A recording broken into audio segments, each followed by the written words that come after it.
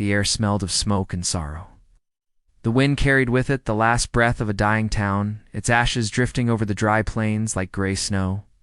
The sun was setting behind the distant mesas, bleeding orange and red across the sky, and the land seemed to hold its breath.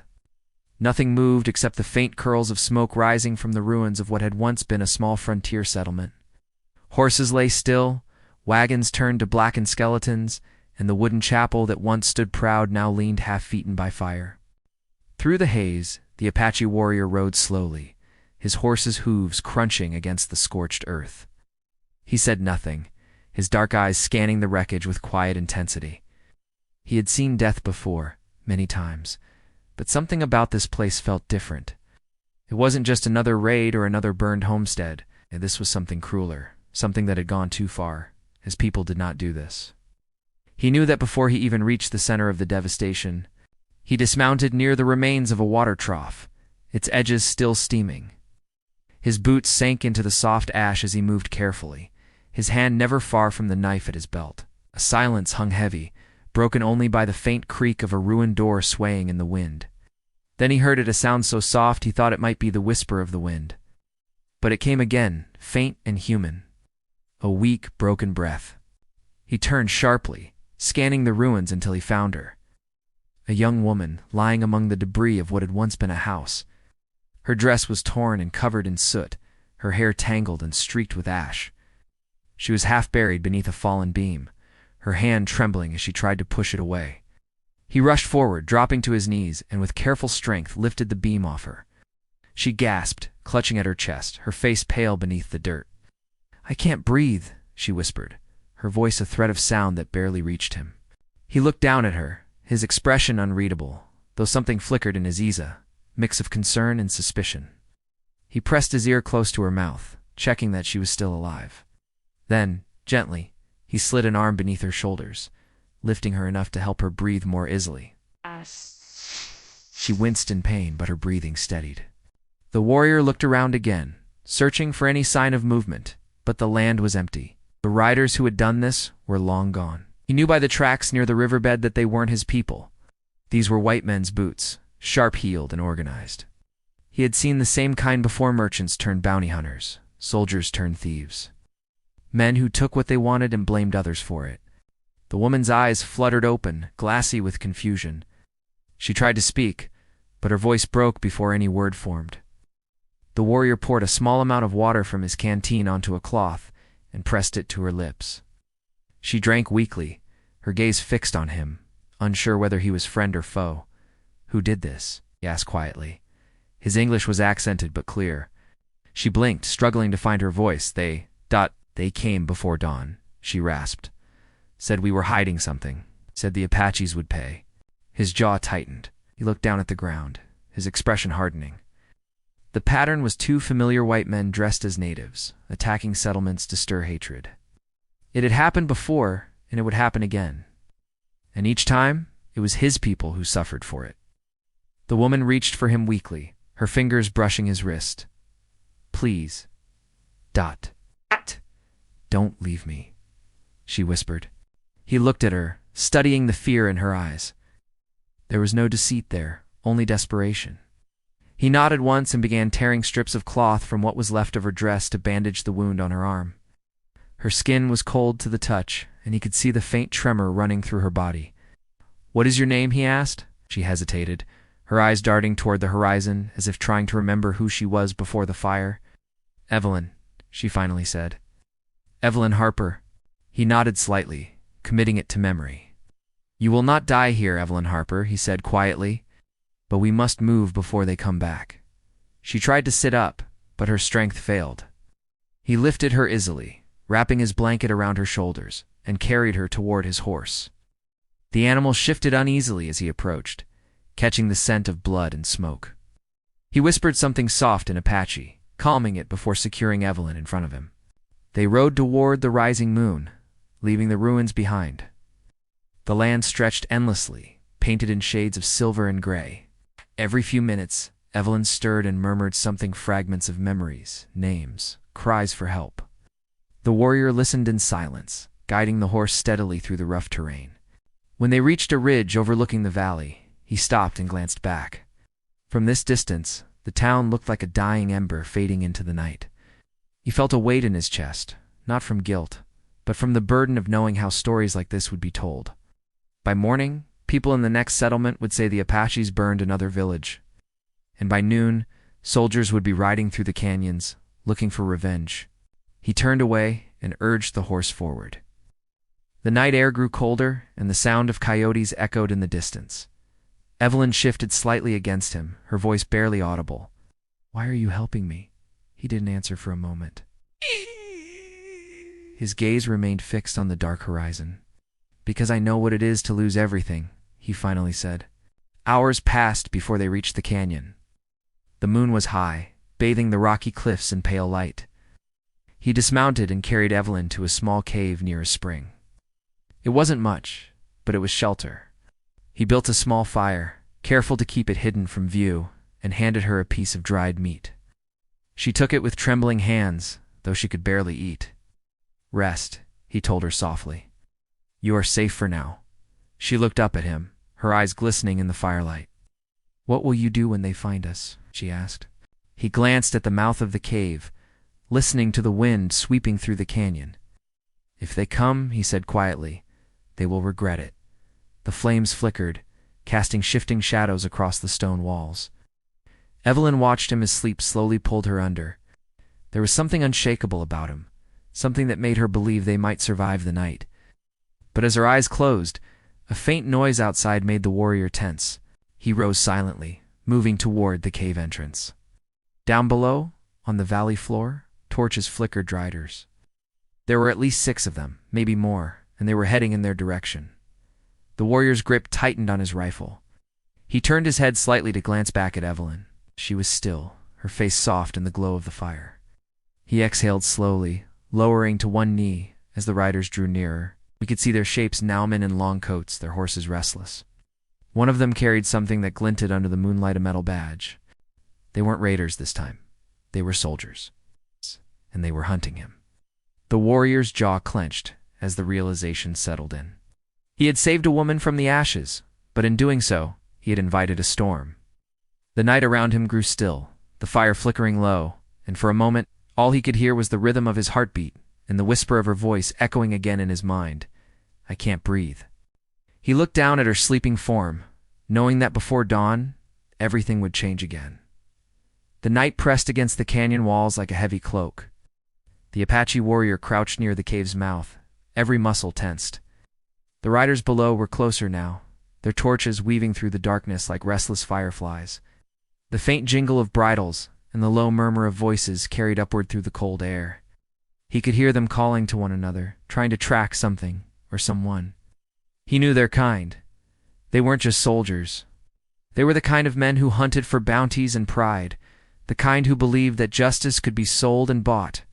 Inside the cave, Evelyn stirred in her sleep, letting out a soft sound that made him glance back sharply. The firelight brushed her face, revealing the streaks of dirt and dried tears. He moved quietly, grabbing a handful of sand to throw over the flames. The fire hissed and dimmed until only embers glowed faintly. He stepped back into the shadow, gripping his rifle. The riders dismounted below. He could make out their silhouettes, 6 men, maybe 7, gathered around the stream. One bent down, touching the wet earth where horse tracks crossed. A match flared briefly, lighting his face. It was narrow, lined with scars, and his eyes were sharp. The warrior recognized the type instantly, ex-soldier, probably Confederate, now turned tracker for the territorial army. "They came through here," the man said. "A horse and 2 sets of prints. One's light, small. Could be the woman."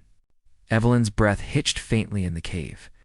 He turned his head toward her and raised a hand, signaling silence. She was awake now, her wide eyes glinting in the faint light. She didn't speak, but fear radiated from her. The man below stood and pointed toward the ridge. "They can't be far. Spread out. She's alive, she'll fetch a reward. The savage, too." The warrior's grip tightened on his weapon. Every word hit him like a knife. He had spent years watching men twist the truth until all that was left was blame. They would burn a town, kill its people, then ride home heroes for punishing those they themselves had framed. The men moved on, their torches dimming as they rode toward the narrow pass leading north. Only one remained behind, likely to watch for movement. The warrior waited until the last echo of hooves faded before exhaling. He turned back to Evelyn, his face half hidden in the dark. "They are looking for you," he said quietly. Evelyn's voice trembled. "For me?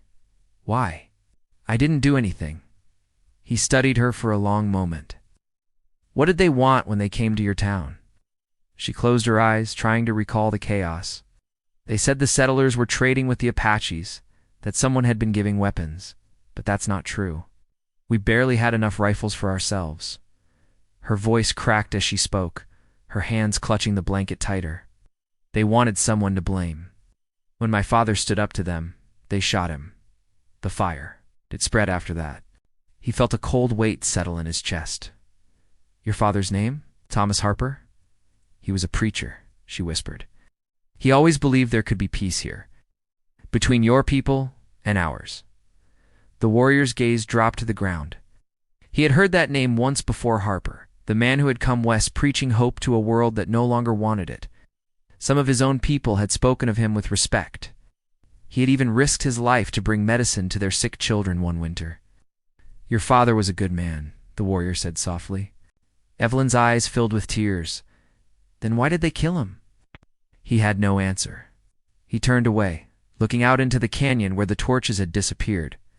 The silence between them stretched, heavy with things neither could fix. By dawn, the wind had picked up, carrying dust and the smell of sage. The warrior saddled his horse again, his movements calm and practiced. Evelyn tried to stand, but stumbled. He caught her arm, steadying her. "You must rest," he said. "I can't. If they find us, they'll kill us both." Her voice carried that fragile edge between fear and resolve. He looked at her, seeing more than just a survivor now. She had the look of someone who had lost everything but refused to be broken. They rode through the narrow ravine, the walls closing around them in shades of rust and gold. As the sun rose, the land came alive. The chirp of distant birds, the crackle of dry grass, the hum of insects waking to the light. It was a harsh beauty, both cruel and forgiving. After several miles, they stopped near a cluster of cottonwoods by a stream. He helped her down and handed her water. She drank slowly, watching him. "What's your name?" she asked. He hesitated. "They call me Taza," he said finally. "It means child of the dawn, Taza," she repeated softly as if testing the sound. "Why did you save me?" He looked toward the horizon. Because no one else would. For a while, they sat in silence. The world felt strangely still, like time itself had paused to watch them. But beneath that calm, Taza could feel the tension building. He knew the soldiers would not stop. They would keep searching until they found bodies to hang their story on. When the sun climbed higher, he gathered his weapons and began covering their tracks. Evelyn watched him, her eyes following every careful movement. She was beginning to understand that survival out here was not just about strength, it was about patience, silence, and instinct. By midday, the heat shimmered across the plains. They rode again, this time toward the hills that marked the edge of Apache territory. The land grew rougher, the air drier. Along the way, Taza pointed out signs only a hunter would notice: broken branches, disturbed dust, the distant cry of a hawk that wasn't hunting but warning. At one point, Evelyn spoke quietly. "Did your people really attack the settlers, like they said?" Taza shook his head. "Some fights, yes, but not this. My people fight only when we are forced. What happened to your town was meant to start another war." She frowned. "But why would they do that?" "Fear," he said simply. "And greed." As they rode, Evelyn began to tell him about her town before it burned. The harvest festivals, the church bell that rang every Sunday, the laughter of children running through the wheat fields. She spoke of her father's sermons about peace and forgiveness, and how few people believed those words anymore. Taza listened quietly. He had once seen the same hope among his own people, a belief that the land could belong to both. But that hope had been buried under the weight of betrayal and blood. By late afternoon, dark clouds gathered in the distance. Thunder rolled softly, echoing across the plains. They found shelter beneath an overhang of rock just as the rain began to fall. The sound of it drumming against the stone filled the air. Evelyn sat near the entrance, watching the gray sheets of water blur the horizon. "Do you think they'll find us?" she asked. Taza didn't answer right away. He was staring at the ground, lost in thought. "They will try," he said finally, "but they do not know this land like I do." She looked at him, her voice low. "And if they do find us?" He met her gaze, and we fight. The rain fell harder, turning the stream into a rushing current. In that moment, something shifted between them. They were no longer stranger and savior. They were bound by something deeper, a shared understanding that survival was not just about living, but about proving that truth still mattered. As night approached, the storm faded, leaving behind the cool scent of wet earth. Taza started a small fire and handed Evelyn a piece of bread from his pack. She ate quietly, her eyes tracing the flicker of flames. "I keep thinking about that night," she said. "About the faces of those men. I don't even know their names." Taza nodded slowly. "Names matter little when men choose cruelty." Evelyn stared into the fire. "My father used to say light always finds its way through darkness. I want to believe that." Taza glanced at her, his expression softening. "Then hold on to that. It may be all we have." Far away, a coyote howled. Sound carried through the night, lonely and wild. Taza stood, walking to the edge of the camp, scanning the dark ridges beyond. For a moment, everything seemed still. Then, faintly, he caught at the glint of metal in the distance, the brief flare of a match being struck. They had found them. He turned quickly, dousing the fire with sand. Evelyn looked up in alarm as he grabbed her arm. "You must go," he said sharply. "What is it?" she whispered. "Riders." She didn't question him. They packed in silence, her heart pounding as they mounted the horse once more. The moon had risen again, casting pale light over the wet land. Behind them, the faint sound of hooves began to echo, slow at first, then faster. Evelyn clung to him as they rode into the darkness, the cold wind whipping against her face. The land ahead was unknown, filled with danger, but she didn't look back. Taz's voice broke through the rush of the wind, low and steady. "Hold on. No matter what happens, hold on." The night swallowed them whole, and behind them, the hunters gave chase, their torches blazing against the endless shadow of the plains. The horse tore across the open land, its hooves pounding against the wet ground, sending splashes of mud into the air. The wind burned Evelyn's face, but she didn't dare loosen her grip around Taz's waist. Behind them, the sound of the riders grew louder, echoing off the canyon walls. She could feel the tension in Taz's body, every muscle sharp and alert, every movement deliberate. He guided the horse through the darkness as if he could see through the night itself. The land around them blurred into shadows and shapes. Lightning flashed across the sky, revealing the chasing riders for a brief moment. Maybe 6 men, their torches glowing like angry eyes. Evelyn turned her face against Taz's shoulder, clutching tighter. "They're gaining on us," she said, her voice barely audible. "I know," Taza answered. His tone was calm, but his eyes were fierce. "Hold on." He guided the horse down a narrow path that cut between 2 ridges, one he knew few would dare follow in the dark. The ground was slick, the turns sharp, but it was their only chance. The sound of rocks sliding behind them told him the riders had tried the same route and one of them had fallen. A brief cry echoed through the night before silence swallowed it. Evelyn dared a glance back, only for torches remained. Her heart thudded wildly, torn between fear and a strange rush of hope. But she could see exhaustion in Taz's shoulders. The horse wouldn't last much longer. When they reached the mouth of a dry gully, Taza pulled the reins and brought the horse to a stop beneath an outcrop of stone. He jumped down quickly and helped Evelyn dismount. The horse's sides heaved with effort.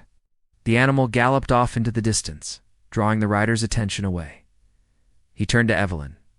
"We go on foot," he said. "Stay close." The ground was uneven and slick, but they moved as quietly as they could through the darkness.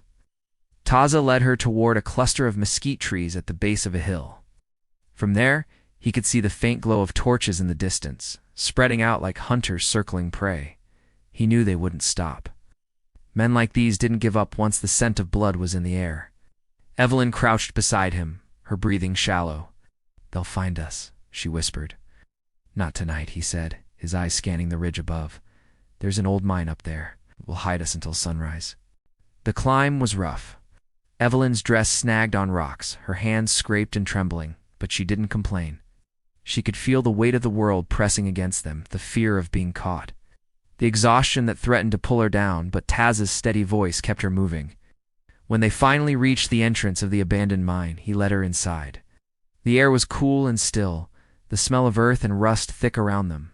Taza lit a small lantern he carried in his pack, casting a dim glow over the tunnel walls. The place stretched deep into the mountain, a forgotten scar from a time when men had chased silver dreams through the desert. Evelyn sank against the wall, her body trembling with fatigue.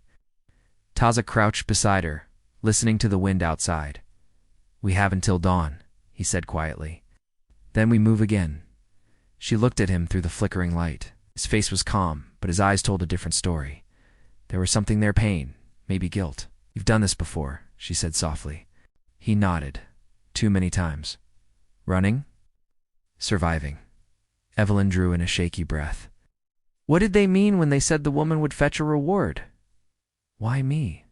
Taza's jaw tightened. "Because you saw what they did, and you lived." The words hit her like a blow.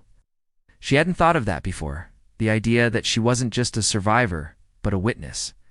Those men weren't just chasing revenge, they were chasing silence. "I didn't see their faces," she said, though her voice betrayed the lie. He looked at her, seeing through it instantly. "You did? And they know you did." She pressed her hands to her head, trying to remember. The flashes came back in broken pieces, the gunfire, her father's voice shouting, the gleam of brass buttons, the patch on a soldier's coat, then the fire, the screams.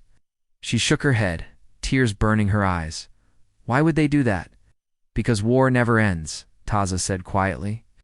"Even when men stop fighting on paper, they still fight for land, for gold, for power." He paused, looking down at his hands. "And my people are always the ones blamed." The lantern flickered, throwing shifting shadows across the walls. Evelyn watched him silently, realizing how much he carried years of loss, the weight of a people hunted and misunderstood. For the first time, she saw beyond the fear. He wasn't just a warrior. He was a man standing between two worlds, trying to keep both from destroying each other. Outside, thunder rolled again, far away now. The riders had likely split, searching the valleys below. For a few hours they were safe. Taza knew safety never lasted long in a land built on broken promises. As the silence settled, Evelyn drifted into a restless sleep. Taza remained awake, watching the entrance. His thoughts wandered back to his village hidden deep in the Red Hills, where his mother waited and his brother had once stood beside him. The last time he'd been home, the air was filled with smoke, just like the town they'd left behind.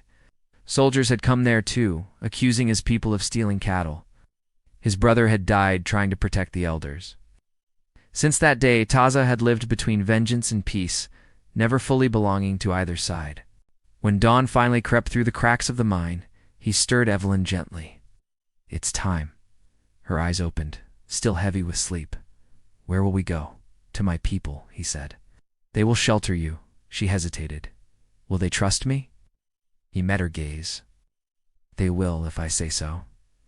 They stepped out into the pale morning light. The storm had passed, leaving the air fresh and cool. The world felt new again, but danger lingered just beyond sight. Taza scanned the horizon, then led her south, away from the direction of the soldiers. As they walked, Evelyn noticed the change in the landscape. The earth turned redder, the plants sparser. The air shimmered with heat, though the sun was still low.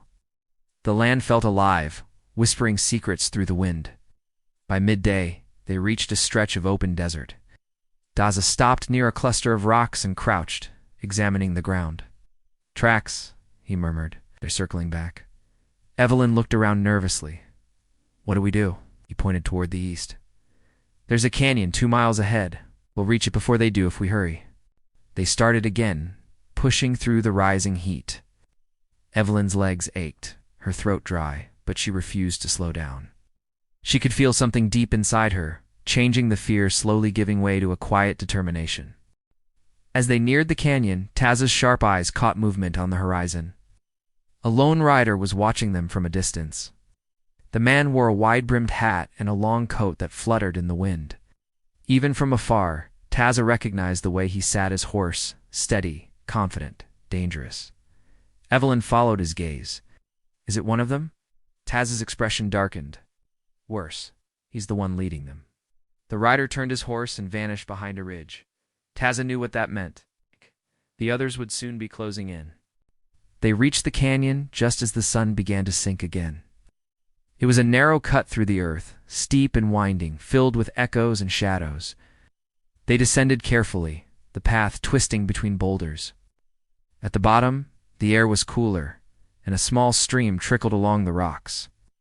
Taz stopped and looked up at the high walls above them. We stay here tonight. They won't find us easily. Evelyn sat down beside the stream, dipping her hands into the cool water. Do you think they'll ever stop? He shook his head. Not until someone tells the truth. She looked at him. Then we have to find a way to make them hear it. He met her eyes, something fierce flickering behind his calm. That is not so simple. Truth is not what men want out here. They want stories that justify what they've already done. For a moment neither spoke. The canyon walls glowed red under the fading light, and a hawk circled high above, its cry sharp and lonely. Evelyn thought of her father, of his voice in the church, speaking about forgiveness. She wondered if forgiveness was even possible in a world built on fear. Night came quietly. They built no fire this time. The stars stretched endless above them, and the air turned cold. Evelyn lay awake, listening to the steady rhythm of the stream. Taza sat nearby, his rifle resting across his knees. Far in the distance, faint against the night, came the sound of a horse's cry, then another. They were closer than he'd hoped.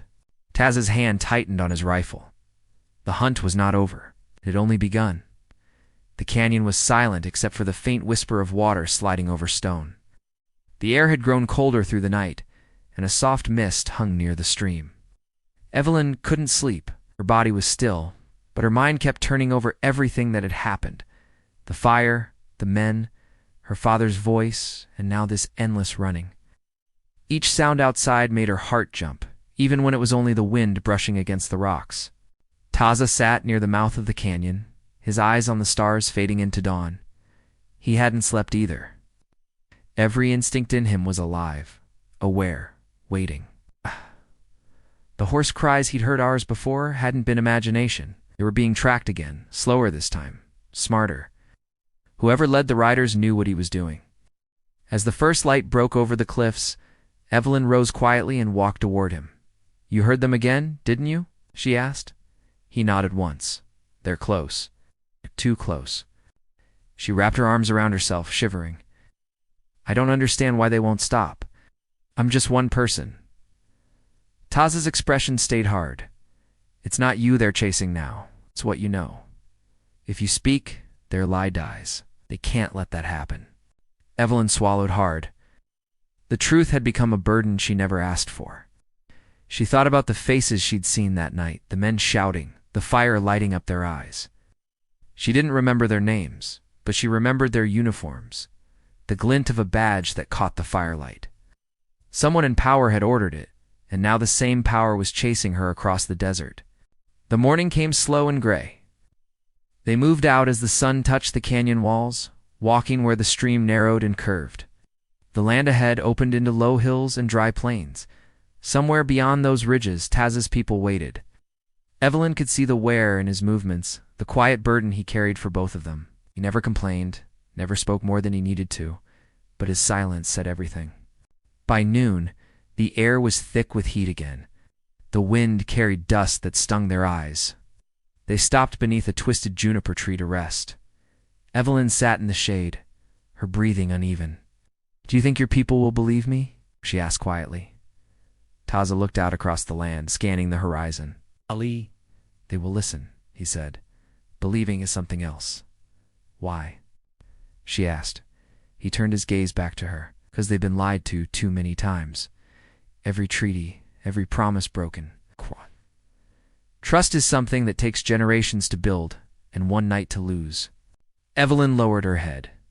My father used to say the same thing about faith. He studied her for a moment, seeing a strength in her that went beyond fear. She wasn't fragile anymore.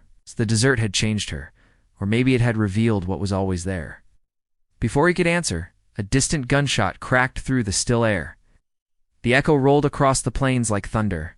Both of them froze. Then came another shot, closer this time. Taza's hand went to his rifle. "We found our trail." Evelyn's eyes widened. "How far?" "Half a mile, maybe less." He looked around quickly. "We can't outrun them now. We hide."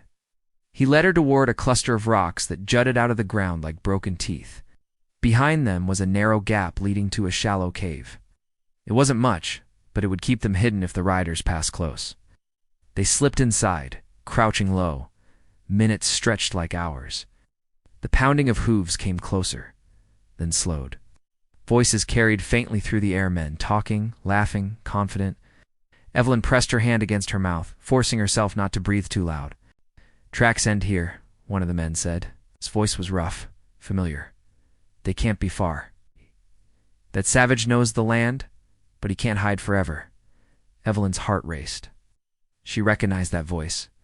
It was the same one she'd heard shouting orders the night her town burned.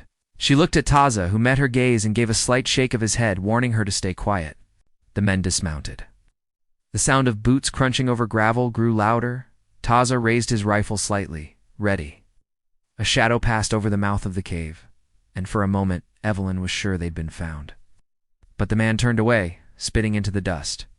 "Check the ridge," he said. "We'll find them by sundown." The group moved off, their voices fading until only the wind remained. Evelyn let out a shaky breath, and Taza lowered his rifle. "They're getting closer," she whispered. He nodded. "They'll follow the river next. We'll head east before they circle back." They waited until the sound of the riders was gone, then stepped out of hiding. The sun was dipping lower, turning the desert gold. Taza guided her through a dry ravine that led to open land. He moved quickly now, his eyes scanning constantly. By the time darkness fell again, they reached a stretch of flat land broken by scattered boulders. The distance, faint fires, flickered campfires. Taza stopped, crouching low. "They're ahead of us," he said. Evelyn followed his gaze. "How we went the other way?" "They split their men," Taza said. "They're trying to trap us." The realization sent a chill through her. There was no way out that didn't lead straight into danger. Taza studied the land carefully, then motioned for her to follow. They moved along the edge of a dried riverbed, keeping low to the ground. The sound of distant laughter and the clinking of bottles carried through the night. When they reached a low ridge overlooking the camp, Taza pulled out a small spyglass and looked through it. What he saw made his jaw tighten. There were at least 10 men, maybe more. Their horses were tied near the fire, and among them, one figure stood out, a man with a scar across his cheek and a silver badge on his coat. The same man who had led the raid. Taza handed the spyglass to Evelyn. "That's him," he said quietly. She lifted it, her hands trembling. When she saw the man's face, her breath caught. The memories hit her all at once, the shouting, the fire, the moment he shot her father. Image burned behind her eyes. "He's the one," she whispered. "He killed him." Taza's gaze stayed fixed on the camp below. "He's the one giving the orders now. If he's here, it means they plan to finish what they started." Evelyn's voice shook. "You mean to kill me?" He nodded slightly. "Or take you back to make you disappear?" The air between them grew heavy. Evelyn turned away, pressing a hand to her mouth to steady herself. "Then what do we do?" Taza's voice was low, steady. "We watch. We wait for the right moment. Then we strike." Evelyn stared at him. "Can't fight all of them," he didn't answer. His expression was unreadable, his eyes reflecting the firelight from below. "I've faced worse," he said finally. They stayed hidden through the night, watching as the men talked and drank by the fire. Every word carried fragments of their plan orders from someone in town. Promises of reward money, talk of closing the border to the Apache people once the savage threat was dealt with. It was clear now. The burning of the town had been a setup to justify another campaign, another land grab dressed as justice. Evelyn felt anger rise in her chest, cutting through her fear. She wanted to scream to make them see the truth, but she knew it would mean death. Still, she couldn't look away from the man with the badge. When dawn began to lighten the sky, Taza moved back from the ridge. "We can't stay here," he said. "Once they break camp, they'll sweep this area." Evelyn hesitated. There has to be another way. "If we could reach someone who would listen, maybe we could prove what they did." He shook his head. "No one listens out here." The law belongs to whoever carries the gun. Then what's the point of running? She asked, her voice trembling with both exhaustion and defiance. Taza looked at her, his expression softening for the first time. Because running isn't losing. It's living long enough to tell the truth. They began moving again, as the sun rose, staying low among the rocks. But Taza knew the circle was closing. Every step forward felt heavier, every shadow a threat. By midday, the heat was unbearable. They found shelter beneath an overhang to rest. Evelyn leaned against the rock, her face pale with fatigue. Taza watched the horizon, where faint dust clouds marked movement triders again, spreading across the plains. "They're closing in," he murmured. Evelyn looked up at him.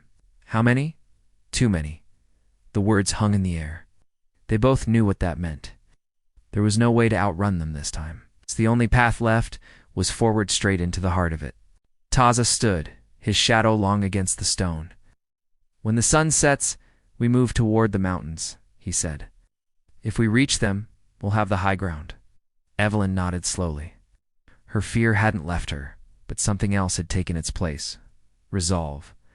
As the light began to fade, they started walking again. The air grew cooler, the sky burning red. In the distance, the sound of hooves thundered once more, closer than before. Evelyn glanced back, and her heart froze. The riders were their dark shapes against the glowing horizon, spreading wide across the land. At their center rode the man with the scar, his silver badge flashing in the dying light. Taza gripped his rifle tighter. "Stay behind me," he said. The desert wind rose, carrying dust and the scent of gunpowder. The chase that had begun in fire was about to end in it. And somewhere between the falling sun and the coming darkness, both of them knew the next few moments would decide everything. The sun sank low over the desert, spilling a deep orange light across the ridges and plains. The air trembled with tension, filled with the distant rhythm of hoofs closing in. Evelyn's breath came fast, her pulse echoing in her ears as she followed Taza toward the narrow path between two cliffs. The sound of pursuit was growing louder, sharper. The men were spreading out, cutting off every escape. Taza stopped suddenly, scanning the land ahead. The path ended at a ledge overlooking a deep ravine. The drop was steep, the kind that left little chance of survival if they tried to cross in panic. Evelyn's heart sank. Behind them, the riders were almost upon them. The dust cloud rising in the distance marked their approach like a warning. "We're trapped," she whispered, her voice trembling. Taza turned to her, calm even as the sound of the horses grew louder. "No," he said quietly. "Not yet." He pointed toward the east, where the canyon curved into the shadow of the mountains. "There's a way through, but we'll have to move fast." Before they could act, a shout rose behind them.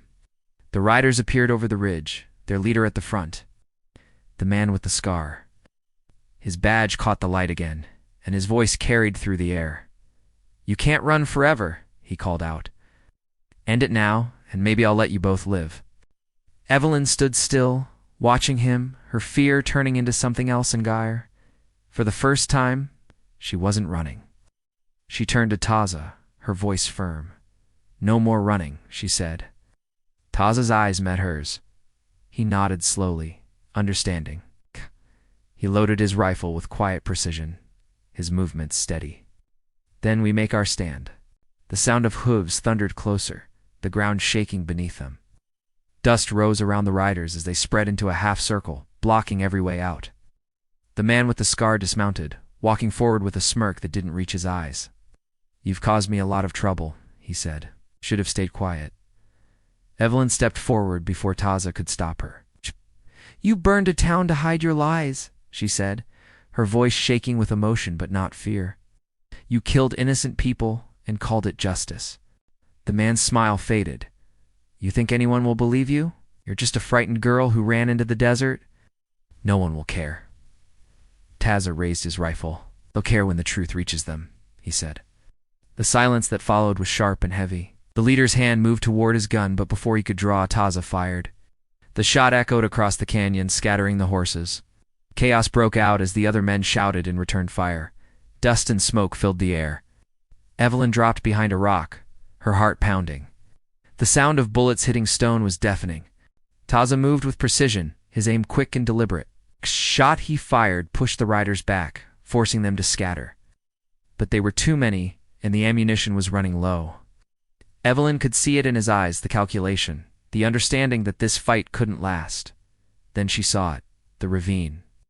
The slope on the far side wasn't as steep as it first looked. If they could reach it, they might have a chance. She turned to Taza. "There's a way down," she shouted over the noise. "We can make it." He looked, saw what she meant, and nodded. "Go." She ran, her legs burning as she sprinted toward the edge. Taza covered her, firing until the rifle clicked empty. He dropped it and followed, grabbing her hand as they started down the rocky slope. Behind them, the men shouted, but the ground was too uneven for horses. The gunfire grew distant as they slipped through the narrow gap at the base of the ravine and disappeared into the shadow of the mountains. They didn't stop until the sound of pursuit faded completely. The world around them was silent again, broken only by the whisper of the wind. Evelyn collapsed onto the ground, gasping for breath. Taza leaned against a boulder, his chest rising and falling slowly. His shoulder was grazed, blood seeping through his shirt, but he didn't seem to notice. The weight of everything that had happened hung between them. When Evelyn finally looked up, the stars were beginning to appear above the cliffs. "We made it," she whispered. Taza nodded, though his eyes were distant. For now, they camped near a stream that night. The water was cold and clear, and for the first time in days, Evelyn felt a small sense of peace. She cleaned Taz's wound carefully, tearing part of her sleeve to bandage it. He didn't protest, though his jaw tightened with pain. When she finished, he looked at her and said quietly, "You were brave today." She smiled faintly. "I just did what I had to. That's what bravery is," he replied. As the fire crackled softly between them, Evelyn found herself thinking about everything they'd lost, and what they still had left. Her father's words echoed in her mind about truth being heavier than lies but stronger too. The first time she understood what he meant. The next morning they continued north through the mountain pass. The air was cooler here, the landscape greener. By midday, they reached a small settlement hidden in a valley. Taza's people were waiting. They welcomed him with quiet respect, but their eyes lingered on Evelyn with curiosity and caution. An elder stepped forward, his face lined with years of hardship. "You've brought a stranger," he said to Taza. "She carries truth," Taza answered simply. "The kind that can't be hidden forever." The elder studied Evelyn, then nodded. Truth has a way of finding light, even in the dark. Over the next days, Evelyn told her story, everything she'd seen, everything she knew. The people listened. Some were skeptical, others silent, but none turned her away. When she finished, the elder spoke again. "The truth you carry is dangerous, but it must be shared. There are still those who will listen, if it's spoken with courage." Evelyn nodded, her voice steady. "Then I'll keep speaking it." Word began to spread quietly, through letters, through whispers carried by travelers and traders. Months passed, and slowly, stories of the burned town reached the nearest cities. Investigations began, small but persistent. The man with the scar disappeared before he could be brought to trial. But his name became known, and with it the truth of what had been done. Evelyn stayed with Taz's people through the winter. She helped where she could, learning their ways, sharing what little she had. The mountains became a kind of refuge, not just from the men who had hunted her, but from the fear that had once ruled her life. Taz's wound healed, leaving a thin scar. Sometimes when they sat by the fire at night, he would talk about rebuilding, about finding a way to bring peace back to the land. Evelyn listened, feeling something she hadn't felt in a long time: hope. When spring came, she decided it was time to return to the town's remains, to face the past one last time. Taza went with her. The journey took several days, and when they finally arrived, the place was silent. The ashes had long cooled, but the memory of what happened lingered in the air. Evelyn walked through what was left of her father's workshop, the walls blackened, the ground overgrown with weeds. She knelt and placed a small carved stone she had brought from the mountains as symbol of remembrance. "This was home," she said softly, "and it still is, in a way." Taza stood beside her, quiet. "Home isn't always where we start," he said. "Sometimes it's where we survive." She looked at him, her eyes bright with tears. "And where we keep going." They stood there for a long time as the wind moved through the ruins, carrying away the dust of the past. In that moment, it felt like something inside both of them had finally settled. Not peace, not entirely, but the beginning of it. When they turned to leave, the sky above the horizon glowed with the soft light of dawn. It wasn't the same world they had known before, but it was a world that could still be mended. Evelyn glanced back one last time, whispering a quiet promise to her father, to the people lost, and to herself, that she would keep living, keep telling the truth, no matter how far it took her. As they walked toward the rising sun, the land stretched wide and endless before them. It wasn't an ending carved in victory or loss, but in something deeper, the quiet strength that comes from surviving, from refusing to be silenced, and from finding hope again where the ashes once lay.